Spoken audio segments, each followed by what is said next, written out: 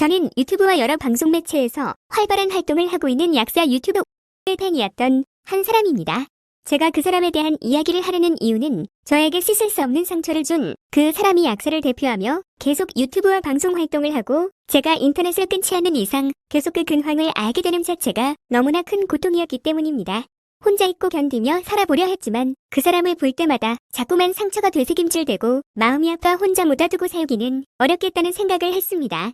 저는 너무나도 고통스러운 나날을 보내고 있는데 친절한 웃음을 지으며 사람들의 건강을 위하는 약사로 나오는 그 사람과 그 사람을 찬양하는 사람들을 보며 가슴이 갈기갈기 찢기는 심정이었습니다. 얘기가 길어질 것 같아 간단히 써보자면 그의 팬이었던 저는 4개월여간 그에게 섹스 파트너 취급을 당했고 평생 나을 수 없는 육체적인 피해를 당했습니다. 그리고 그 피해로 제가 가장 고통스러울 때에 그는 매몰차게 저를 버렸습니다. 그 후 그가 저를 다시 찾아와 저는 그를 믿고 만나보려 했지만 저희의 관계는 달라진 것 없이 의미 없는 잠자리만 계속 이어졌습니다. 그리고 얼마 지나지 않아 그와의 연락도 끊겼습니다. 저는 그 이후로도 계속 병원에 다니며 치료를 받고 있습니다. 지금부터는 그동안 있었던 일들을 천천히 적어보려고 해요. 조금 길어질 것 같습니다. 저는 그의 영상에서 보이는 다정하고 건실한 모습에 반해서 그를 응원하게 되었습니다. 팬이었던 제가 처음으로 인스타그램으로 응원 메시지를 보냈던 것은 작년 7월 달이었고 그는 제가 보낸 메시지에 다정하게 답해주었습니다. 그 이후로 많은 메시지를 주고 받았습니다. 전 그 사람을 영상을 통해 봤기에 잘 알지만 그 사람은 알지도 못하는 팬인 저에게 가족들 사진까지 보내주고 절 궁금해하는 게 조금은 신기하고 고마웠습니다. 그러던 중 먼저 그가 저에게 한번 만나자고 하더군요. 그렇게 그 사람을 처음으로 만나게 됐습니다. 처음 만난 날 조금 무섭고 떨리기도 했지만 실제로 만난 그 사람은 제 마음을 정말 편안하게 만들어줬습니다. 많은 대화를 하며 마음이 열렸던 저는 그날 자리에서 술에 많이 취했고 그 사람이 저를 집에 데려다 줬습니다. 저는 팬심으로 그 사람을 만났지만 그는 저에게 이성적으로 접근했습니다. 저희 집에 온 후 그는 저를 계속 만지고 옷을 벗기를 하였고 콘돔 없인 관계하지 않겠다고 말하는 저를 무시하고 그냥 관계를 가졌습니다. 전 무섭다고 말했지만 이미 어쩔 수 없는 분위기가 되었고 술도 많이 취했던 저는 제대로 거부하지 못하고 그를 받아주었습니다. 영상에서 보이는 그는 생각이 올바르고 아주 믿을만한 사람이었기에 그런 모습이 관계에도 투영이 되어서 그런 일이 닥쳤는데도 그를 믿고 마음을 열어준 것 같습니다. 그는 저에게 가족들 얘기도 많이 해주었고 그날 친구도 소개시켜주었기에 내가 이 사람에게 특별한 존재구나 하는 착각을 하게 만들었습니다. 콘돔 없이 억지로 관계를 했을 때 이 사람을 끊어냈어야 하는 건데 저는 그저 그 사람과 더욱 가까워졌다고만 생각하고 상황 분별을 할 수 없었습니다. 저는 다행히 임신이 안 되었지만 처음부터 콘돔 없이 관계를 가진 그를 탓하기보다 피임약을 먹는 선택을 했습니다. 그땐 팬으로서 그 사람을 너무 좋아했기에 무엇이 잘못된 건지도 판단할 수 없었습니다. 그 이후로 그 사람은 사귀자는 말도 없고 아무런 관계 정립이 없었습니다. 그는 저를 여자친구로 두진 않았지만 일주일에 한 번씩 저와 계속 잠자리를 가졌습니다. 확신을 주지 않는 그 사람에게 상처를 받고 이 이상한 관계를 끝내려고 해봤지만 잘 되지가 않았습니다.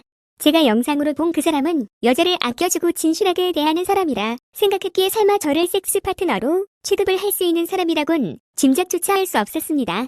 이게 자연스럽게 남녀가 만나는 과정이라는 생각이 들게끔 만들었고 그래서 만나다 보면 내가 노력하면 변할 수 있겠지 라는 생각으로 계속 그와 만남을 가졌습니다. 저는 끊임없이 애정을 표현하고 선물도 주면서 이 관계를 정상적인 연인 관계로 바꿔보려 했습니다. 그러나 하루하루 거듭될수록 더욱 확신을 주지 않는 그 사람 때문에 마음이 많이 힘들었습니다. 그러면 안 되는데 그 사람은 약사이기도 하고 저도 그 사람과만 관계를 가졌기 때문에 우리 관계가 위험할 거란 생각을 하지 못했습니다. 그는 제가 생리 중이거나 피임약 부정출혈로 피가 나올 때에도 콘돔 없이 관계를 가졌고 제가 생리대를 차고 있을 때에도 준비 없이 차에서 관계를 갖기도 했습니다.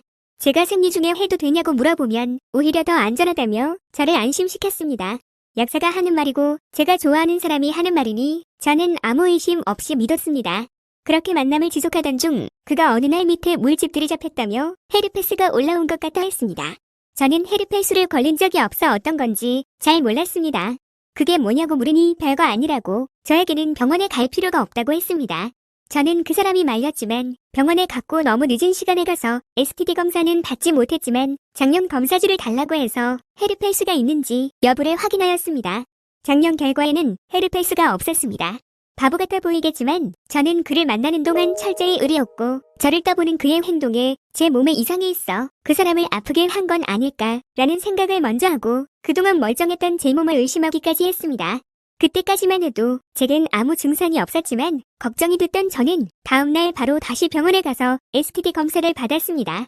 며칠 후 받은 검사지엔 헤르페스 A형과 유레아 플라즈마라이티쿰 등 이전 검사지엔 없던 기타 성병들이 양성으로 나와 있었습니다.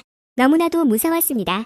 성병이 아니라던 그의 말과는 달리 헤르페스 A형은 성관계로 전염되는 성병이었고 평생 없앨 수 없는 바이러스라 몸에 계속 지니고 살아야 한다고 했습니다. 면역력이 떨어지면 성기에 수포가 올라오며 평생 약을 먹으며 관리해야 하는 병이었습니다. 병원에서 나오자마자 그와 통화를 했습니다. 성병에 옮았다는 얘기를 하자 많이 당황한 듯 보였습니다. 그는 울먹이는 저에게 왜 내가 전염시킨 것처럼 얘기를 하냐며 너가 그런 상태로는 더 이상 얘기할 수 없으니 진정하고 나중에 얘기하자고 했습니다. 그리고 몇 시간 있다가 별거 아닌 바이러스지만 미리 얘기 안 한 것은 미안하다는 카톡이 왔습니다.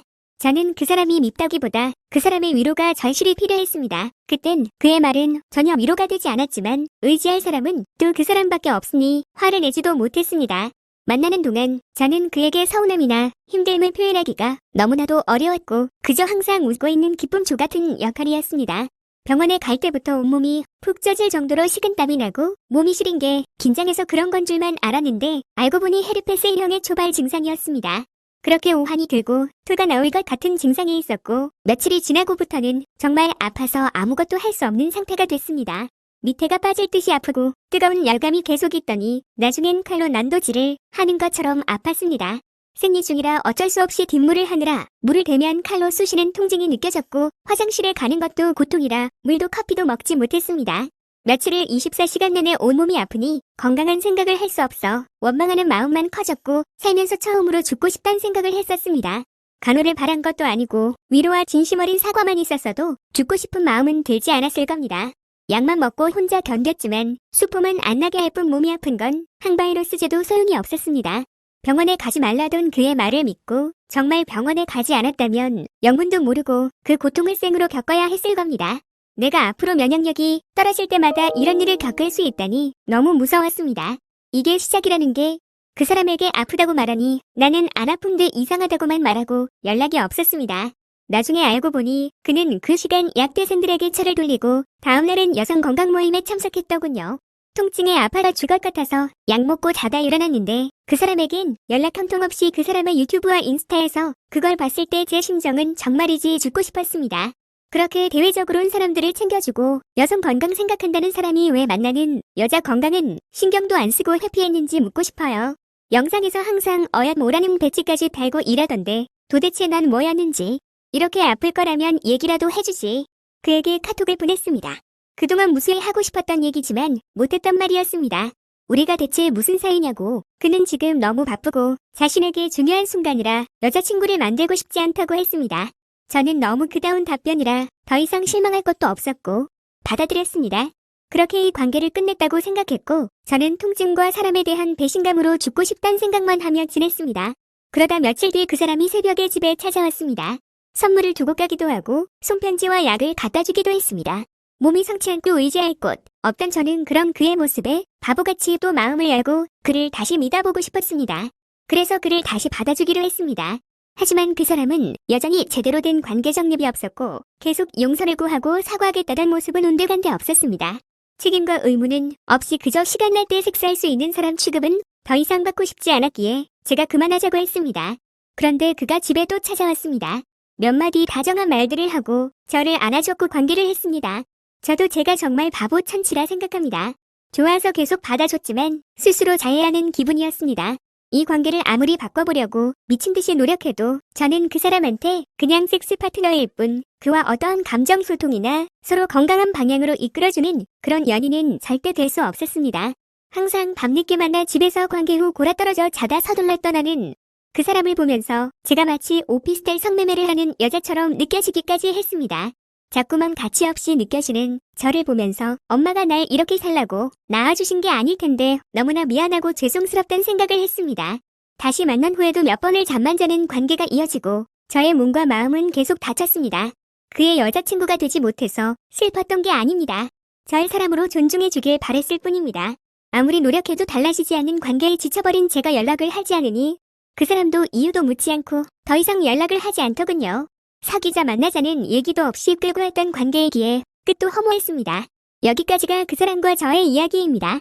그렇게 끝난 이후에도 제 몸과 마음은 계속 아팠고 한동안은 그 사람이 나에게 그렇게 행동했던 이유가 내게 있겠지?